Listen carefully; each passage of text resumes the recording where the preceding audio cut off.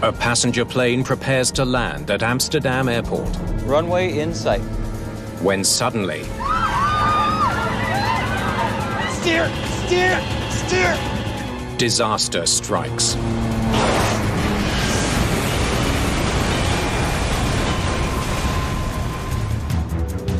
Investigators face intense pressure to find out why. When something happens at the airfield, it has more attention from the public. But finding answers proves to be difficult. There was nothing that indicated that they were in a very desperate situation.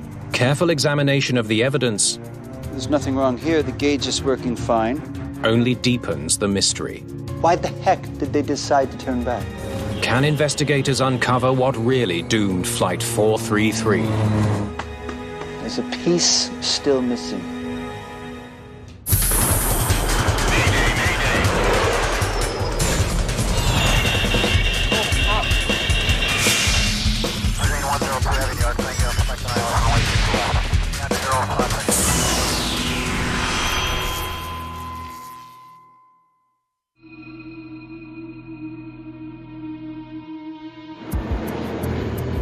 It's Easter Monday, 1994, at Amsterdam's Schiphol Airport.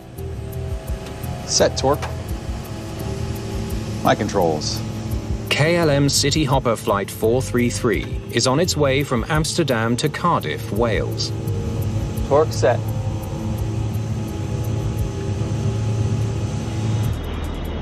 Flying time is 1 hour and 20 minutes.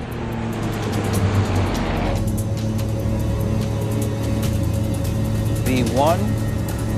Rotate. The plane is a Saab 340B, a dual turboprop designed for short regional flights. The Saab 340B was a fairly popular commuter airliner back in the 1990s when it was introduced and in production. It was in use all over the world, and Europe and North America in particular. The captain on Flight 433 is 37-year-old Gerrit Levaert. The first officer, Paul Stassen, is 34. Both pilots have been flying commuter flights with KLM for more than 2 years. Today's flight from Amsterdam's Schiphol Airport crosses over the North Sea and England to Cardiff. It's a popular route for KLM Cityhopper. Fred Burgish flew it often as a pilot when he was with the airline. It's 3-4 times a day, that routing, to Cardiff and Bristol. It's profitable, it's good. There are 21 passengers in the cabin. Most are heading home after the Easter long weekend. It was nice that you came, thank you. My mother didn't want to fly on her own, so I went to get her. Marika Jenkins is a Dutch-born social worker living in Wales. She flew to Amsterdam to pick up her mother and take her to Cardiff. We managed to have a bit of a family reunion that Easter weekend before we flew back.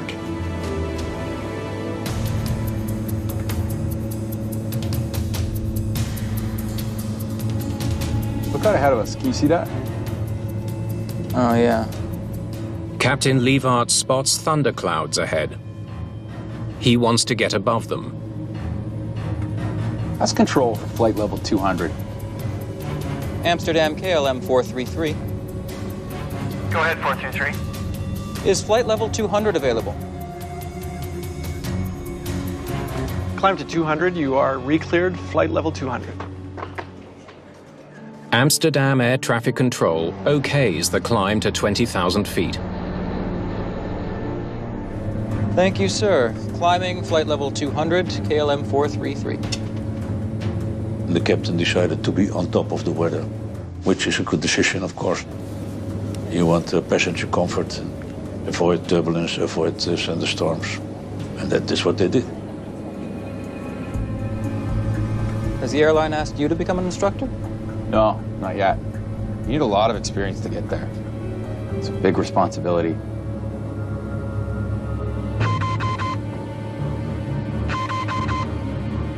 Right engine oil pressure. Check. Take action. Copy. Taking action.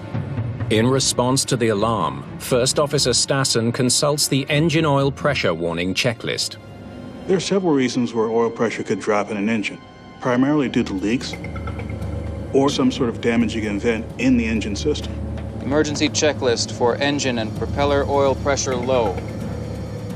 The checklist tells him to monitor the warning light and the oil pressure gauges.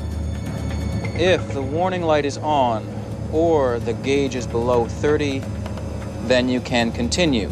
But if you have both, then shut down the engine. That's not the case. This is so strange.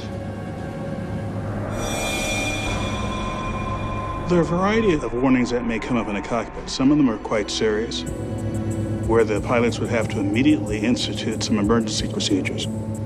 Others, such as this, they have the time to take out a checklist and go step by step through that checklist to make sure the problem isn't serious. What do we have now? So the light is on, but we're above 30 psi. So, continue normal operation. Yes. The crew completes the checklist and decides it's safe to keep flying.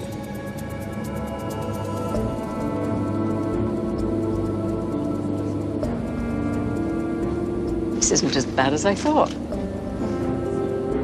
In the cabin, passengers are unaware of any issues in the cockpit.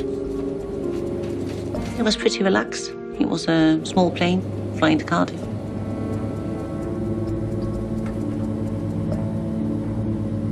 Okay, we're not climbing anymore. Approaching 17,000 feet, Captain Leivart notices a problem with his plane's performance. No. It's not climbing as quickly as it should be. We need to return to Amsterdam, make a PAN call, request to maintain flight level 160, tell them we have a technical issue. A PAN call, or the pilot saying pan, pan, pan, means there's an unusual situation, not a critical situation, not an emergency situation yet, but it's something where it's indicating to the air traffic control, please pay attention to us, we need extra help. Amsterdam KLM 433, pan, pan, pan, pan, pan, pan. We have an engine problem and we'd like to maintain 160 for return to Schiphol. That's copied, sir. You may turn right, heading to Schiphol. The controller grants the pilot's requests. We have a pan from KLM 433, now returning to Schiphol. At the airport, emergency vehicles are put on standby.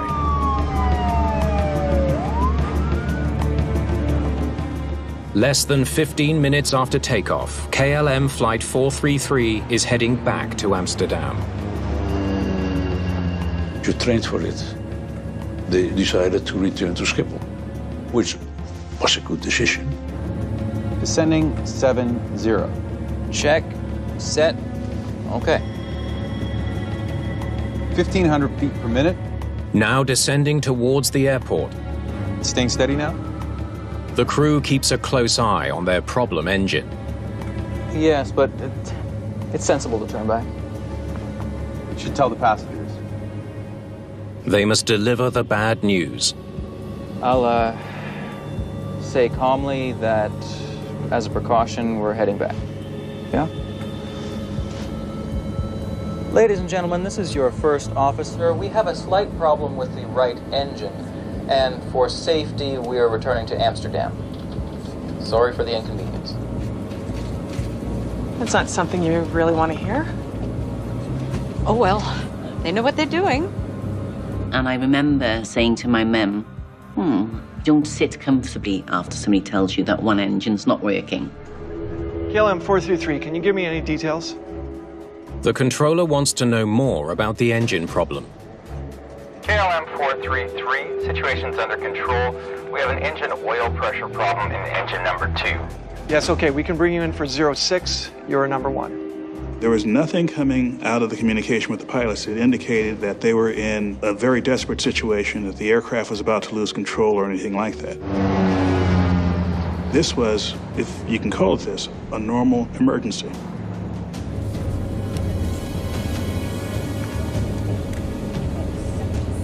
I was hoping to get home by 4.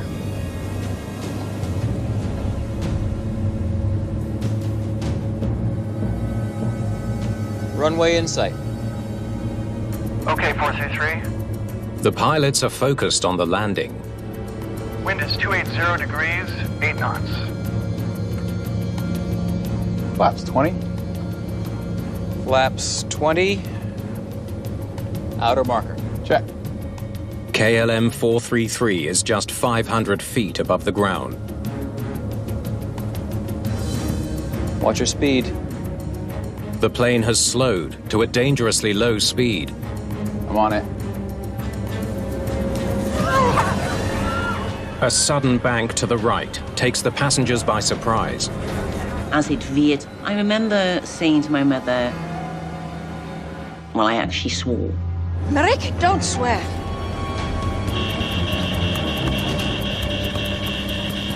You want to come in straight, and if you have a bank close to the ground, it's always a problem. The captain struggles to level his plane. Going around. Set torque. Flap 7. Gear up.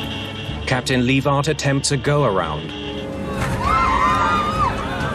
The plane veered quite sharply to the right, and at that point, things were clear that they weren't right.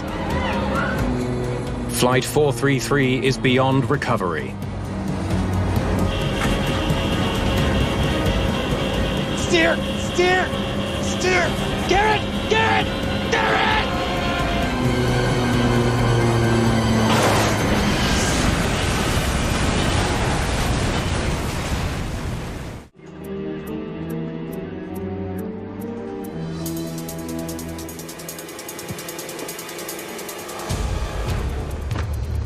Crash, crash, crash. Runway 06, emergency runway 06.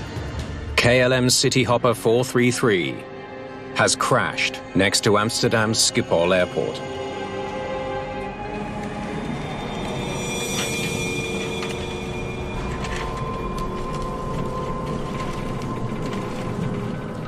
Marika Jenkins and her mother have somehow survived.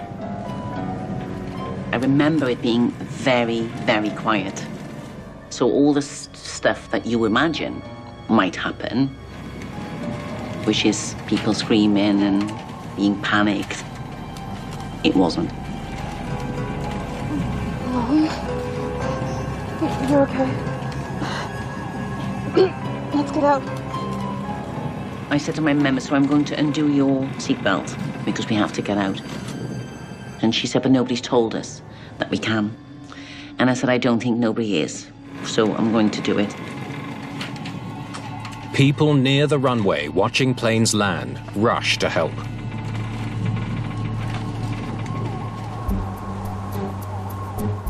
KLM Flight 433 has crashed in a field next to the runway. Emergency vehicles can't get through the thick mud. Rescuers and passengers must trudge to safety on foot, and with the help of a local farmer's tractor.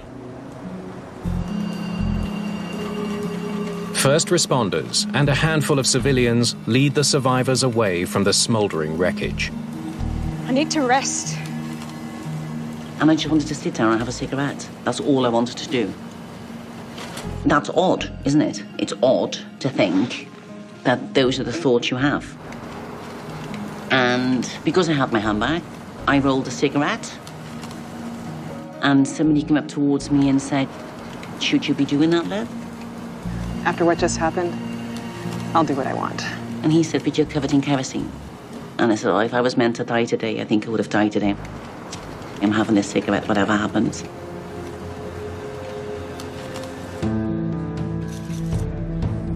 Marika and her mother are lucky to be alive. Not everyone is so fortunate. Of the 24 people on board, 2 passengers and the captain are dead. 8 passengers and the first officer are seriously injured. While emergency workers secure the accident site, investigators from the Netherlands Aviation Safety Board begin the search for clues.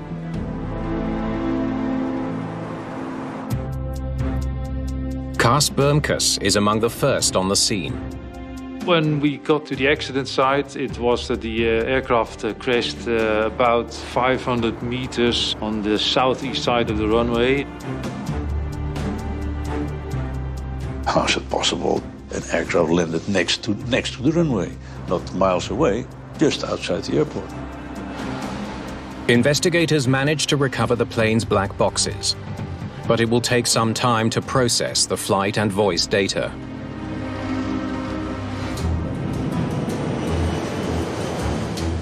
Investigators are eager to hear what the air traffic controller has to say about the crash. Ben Groenendijk is the investigator on the case. We go to the tower and approach, and we get the first information. When the crash happened within eyesight, we also get his report of what he saw.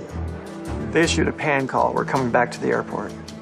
We got information from ATC, Air Traffic Control, that the pilot returned from a flight to Cardiff.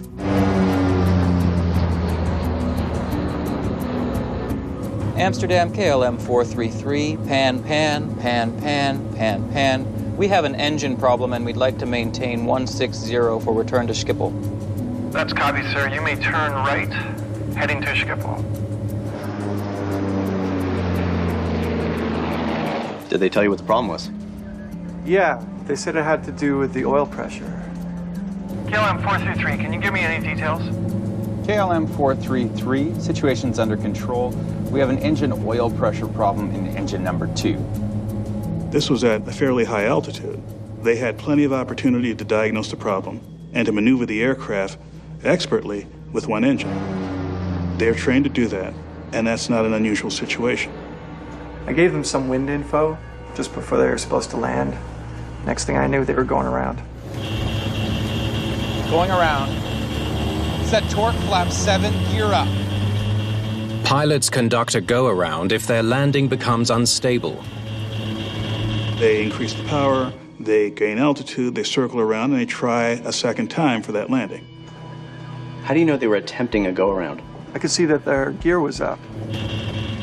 To help reduce drag, pilots retract the landing gear for a go-around. They had veered off to the right of the runway.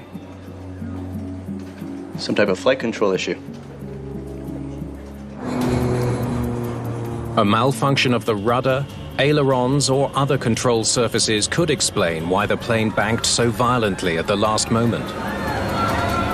Right before the aircraft is about to touch down, within a few hundred feet of the ground, any sort of controllability issue. Steer! Steer! The potential for danger is much, much higher than if the same problem happened at altitude.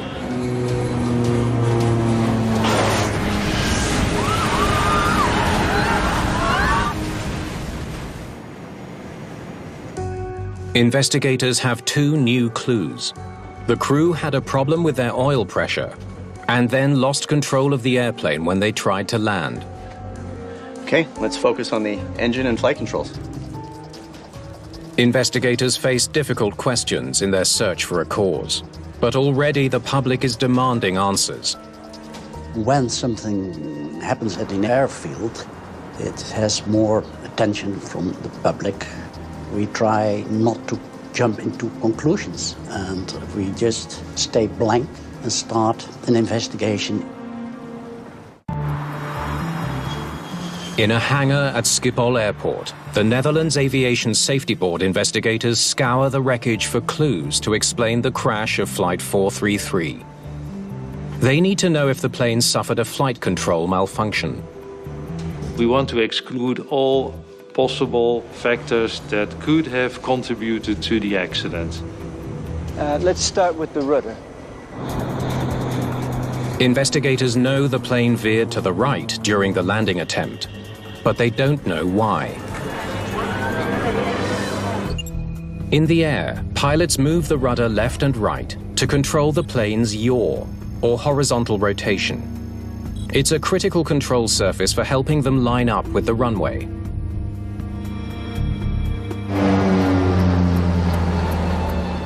Investigators wonder if the rudder malfunctioned just before landing.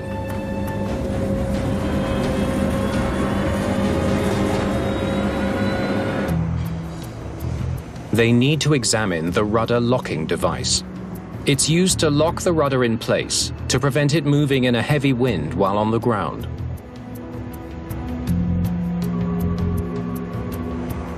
Did the rudder lock somehow engage in flight, causing a catastrophic loss of control?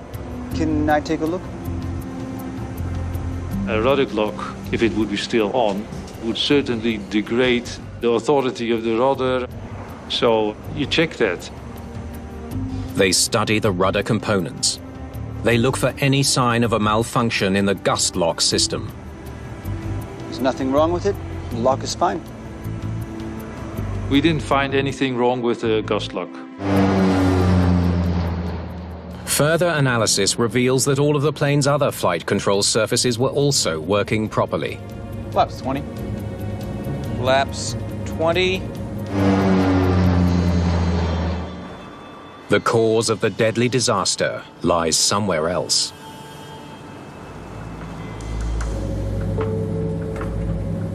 KLM 433, can you give me any details? Investigators know that the KLM pilots reported an oil pressure problem. KLM 433, situation's under control. We have an engine oil pressure problem in engine number 2. They need to know what that problem was, and if it contributed to the crash. You could have a seizure of an engine, or overheating because the oil is not there. Turbines are moving.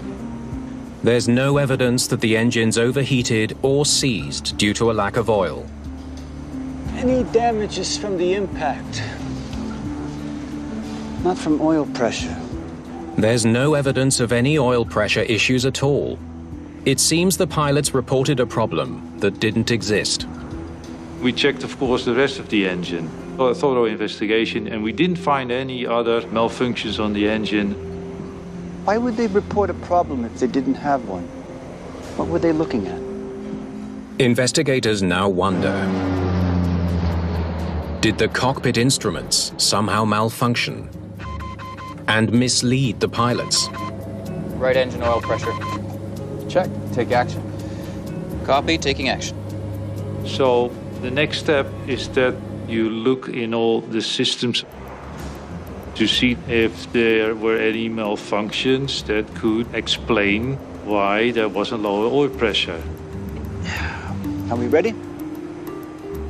Testing the oil pressure gauges and warning systems from the Saab 340 should tell investigators if the KLM pilots were getting accurate oil pressure readings. There's nothing wrong here. The gauge is working fine.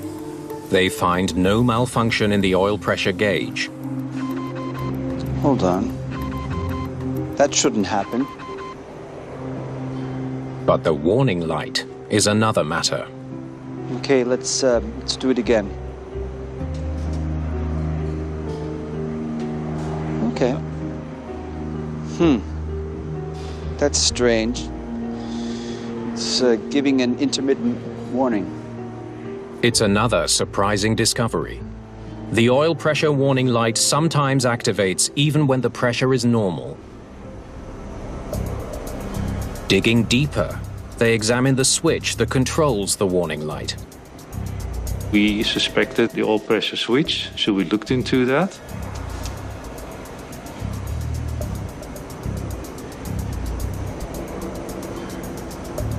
Ah, okay. There's a short circuit in the switch. The oil pressure switch, it had a malfunction. It had a short. Now they understand what the pilots were seeing. A false warning. Has the airline asked you to become an instructor? No, not yet. You need a lot of experience to get there. It's a big responsibility.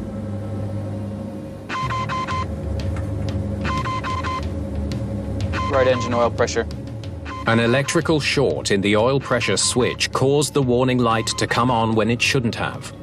The oil pressure warning itself was false, and the engine was operating normally. So, they were seeing a false warning, but that doesn't explain the accident. The discovery raises as many questions as it answers. A false warning alone shouldn't lead to a crash. Take action. Copy. Taking action. Pilots are trained to use checklists to make sure they're not thrown off by harmless circuitry malfunctions. The checklist in this aircraft was designed in such a way that it gave the crew the opportunity to diagnose the problem as being one of a warning system issue, not a propeller and not an engine issue.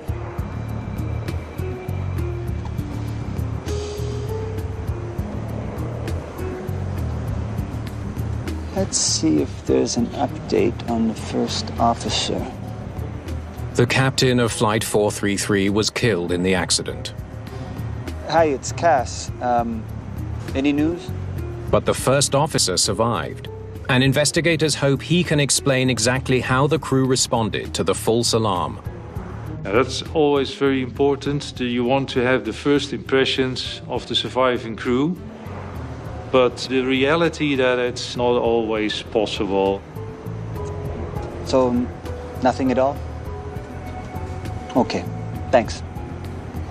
The impact has left the first officer with severe amnesia. He remembers nothing from the flight. Investigators will need to look elsewhere for answers.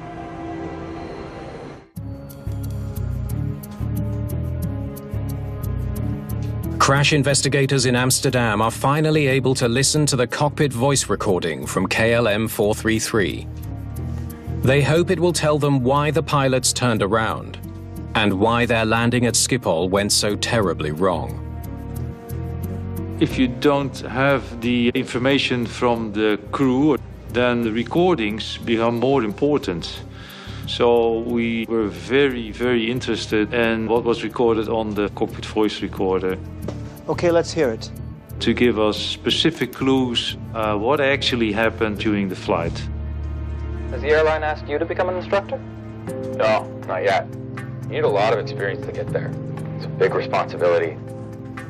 Here's the warning. Right engine oil pressure. Let's see how they handle it. Check, take action. Copy, taking action. Investigators know that if the pilots follow the steps in their checklist correctly, they should be able to solve the problem.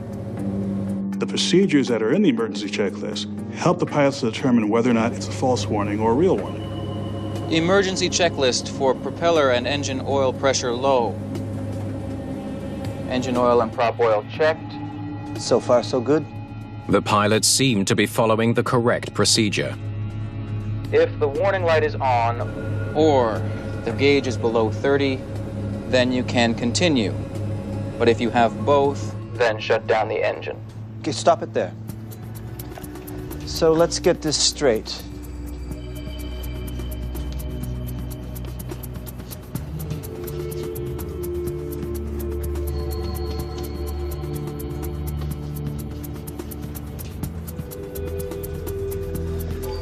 If the warning light comes on and the oil pressure is below 30 psi, then you shut down the engine. On the Saab 340, the warning system and the oil measuring system are two separate systems. And if there is a confusion between the two, let's say there's a warning light, but the oil pressure is above a certain level, the guidance in the emergency checklist is to continue normal operations. What do we have now? So the light is on, but we're above 30 psi, so... Continue normal operation. Wait, stop it there.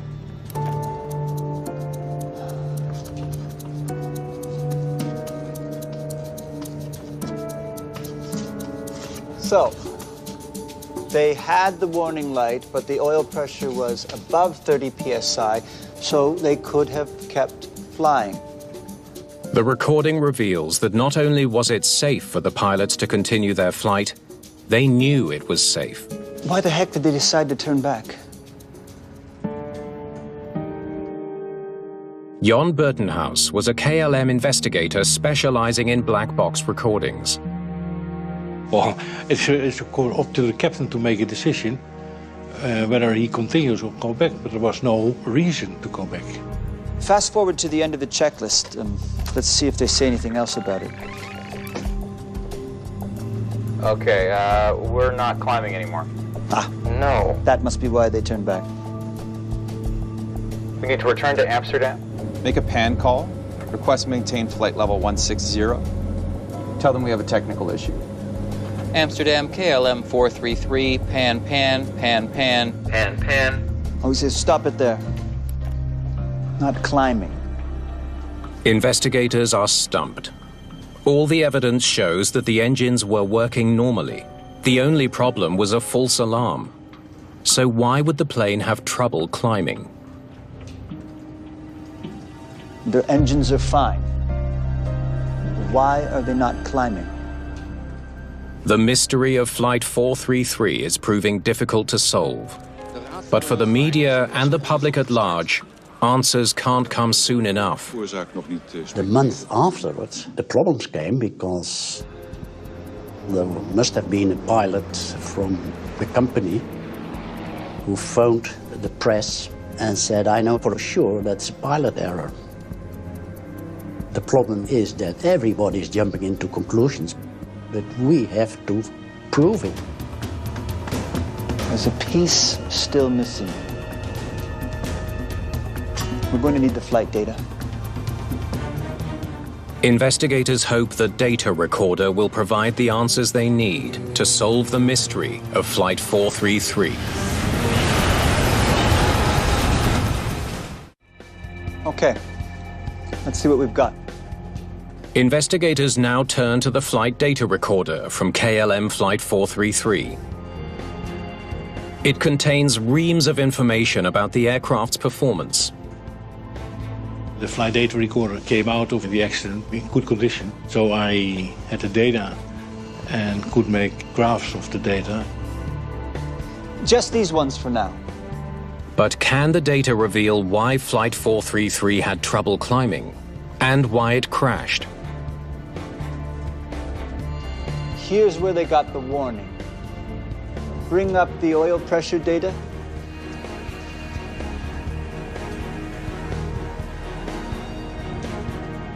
That's plenty of pressure. The data shows oil pressure never dipped below a safe level. It did not prevent the plane from climbing.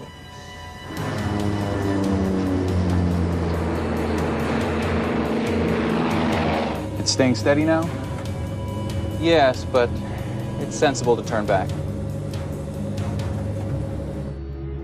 Investigators remain in the dark until What's going on here? they spot something unexpected. Right side engine thrust. It's dropping. It's a major discovery. It suggests pilot error may have caused the deadly disaster. Right here. Right after the alarm goes off, he actually pulls the power back.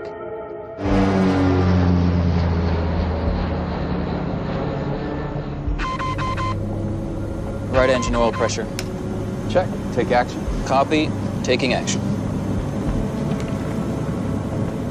When the warning happened, he started to pull back on the power lever. And nobody knew why. All the way to idle.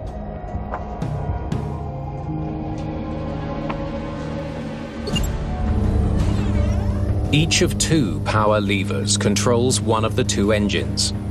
The data shows that when the first officer started the emergency checklist, the captain reduced the right-hand engine power to idle. It doesn't say anything about reducing power.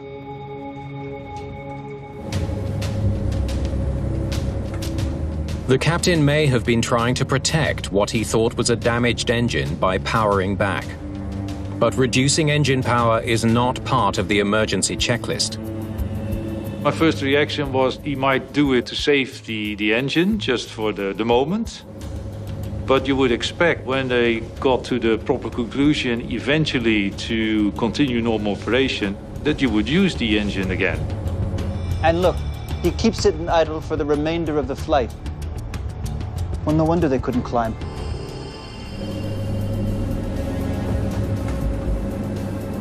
Okay, we're not climbing anymore. No. If you don't use one of the two engines, at that altitude, it will not climb very much. So, the false alarm goes off. He reduces power to the right engine. That causes the oil pressure to actually drop. This is so strange. It's decreasing, Garrett.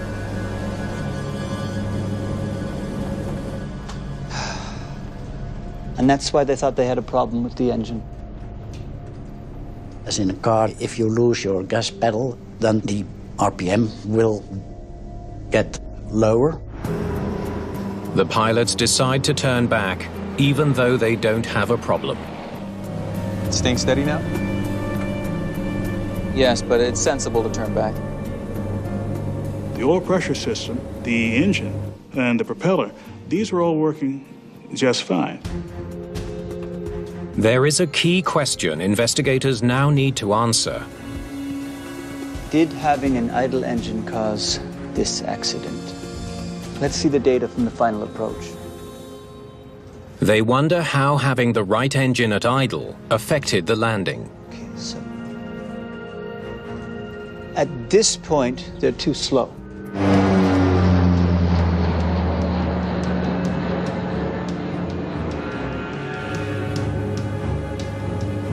Watch your speed. I'm on it.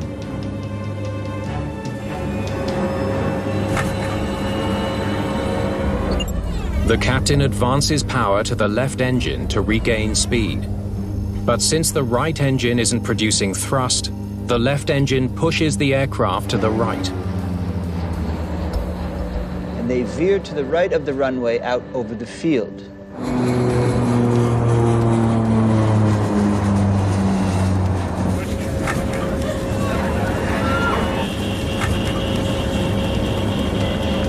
Now, at this point, there's no way they're going to make the landing, so they have no choice but to attempt to go around.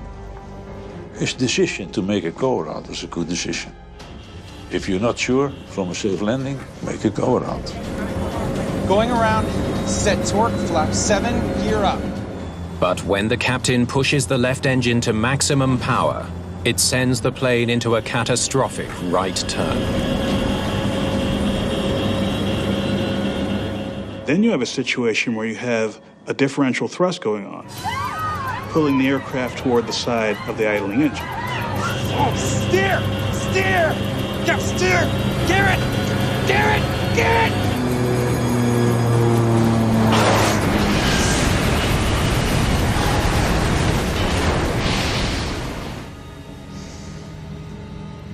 What a blunder. His engine, he had flight idle, it was still working. So just one little push to the handle, and he was out of the problems.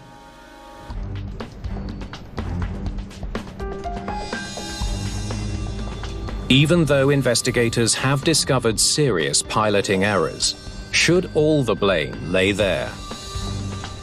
Okay, so just how qualified were these guys?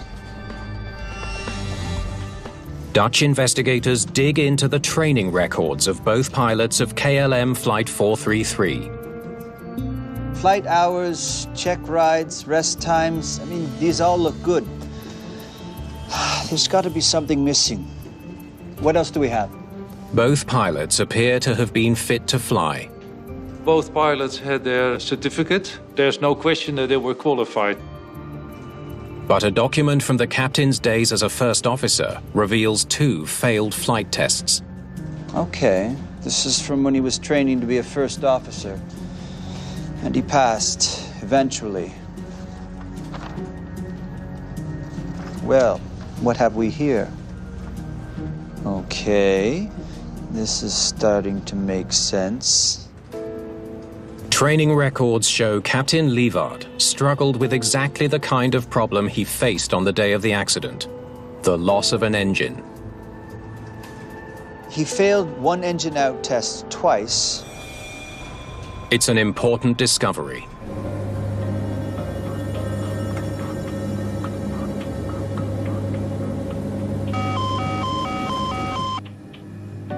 The records reveal that the captain failed tests simulating the kind of engine loss he thought he was facing when landing at Schiphol.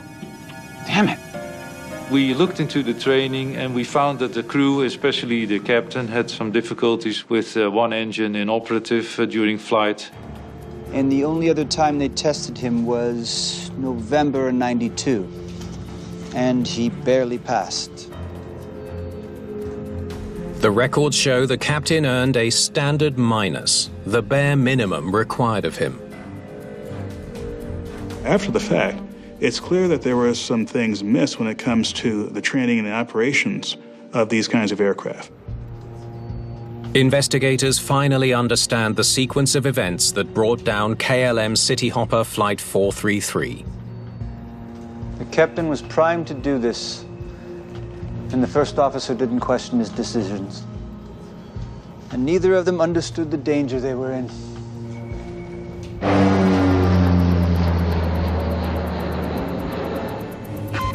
When a short circuit causes a false warning, Right engine oil pressure. Check. Take action. Taking action. the captain starts reducing right engine power before his first officer has a chance to read the checklist.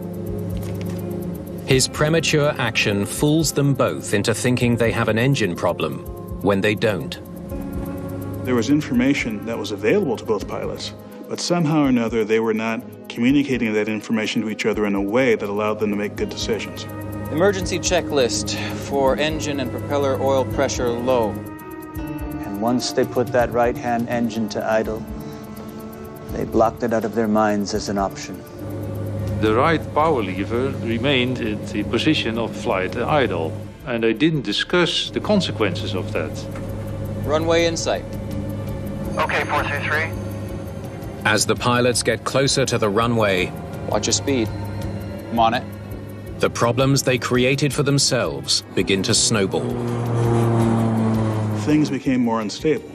Things got into a situation where they were less in control of what was going on. Going around. Set torque, flap 7, gear up.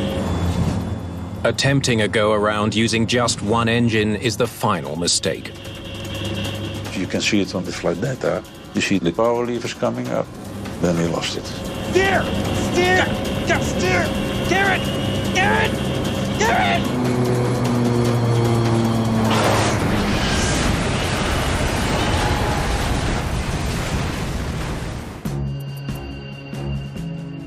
What started as a minor electrical problem turned into a cascading series of pilot errors. But the Netherlands Aviation Safety Board determines that the cause of those errors goes beyond the cockpit. Most of the time a pilot makes an error is because it's becoming very complicated. In this case it was not complicated.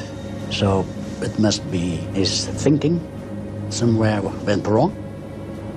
That's why the training has to be improved, that they take it more seriously. Many of the investigators' recommendations are aimed squarely at the airline. The final report calls on KLM to review pilot testing techniques, establish cockpit management training, and improve guidance on flying with an idle engine. It's easy to blame the pilots, especially when, in this case, one person didn't survive and the other person has no memory of it. But this is more of a system situation. And one of the takeaways is, what can be learned here so that all parts of the system, the flight crews, the operating manuals, the manufacturers, the airlines, what role do they all play? And how could those roles change to prevent this in the future or to make it much less likely to happen?